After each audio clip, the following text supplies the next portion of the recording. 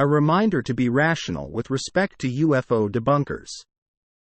With the increased positive attention on the topic in light of Grusch, I'm noticing a trend with both sides.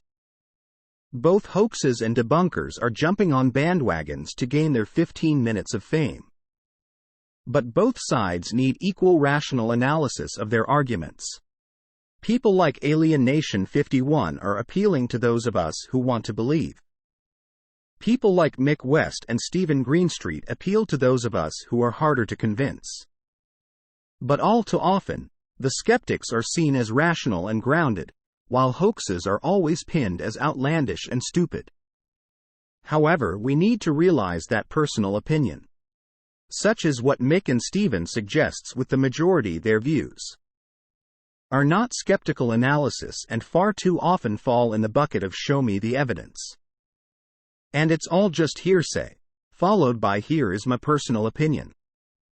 Or this is my guess on what I think is happening. This is not the approach of a rational skeptic, this is not good science.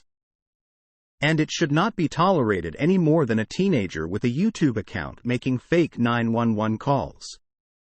Simply calling for hard evidence is a moot point unless the person calling for it has the knowledge to personally conduct the analysis themselves.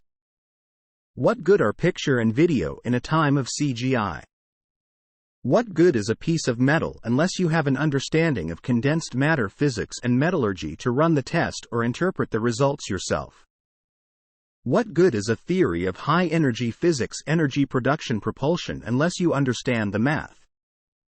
Unless you do, you are simply trading one person's story for another person's story. We need hard evidence, no questions, but simply stating the fact that Grusch isn't waving any of these on camera in an interview is not good enough to refute him. Anyone saying there isn't evidence is forgetting the 70 years testimony, pictures and video, but more to the point, the fact that almost all of the quality evidence is locked behind a classified wall. This alone should pivot all skeptics to be asking the people classifying the data to release it, not simply trying to debunk personal testimony of credible witnesses by saying evidence doesn't exist. We all need to be on the same front here, looking for the truth. And presenting yourself as a rational skeptic when you do nothing of the sort is just as harmful as hoax.